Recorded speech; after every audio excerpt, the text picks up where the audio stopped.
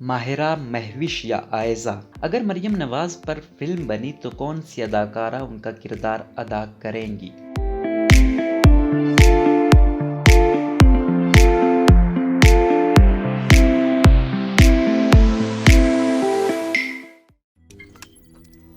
रोज़नामा कुदरत की वीडियो देखने के लिए अभी यूट्यूब चैनल पर सब्सक्राइब करें और बेल आइकन पर भी क्लिक करें।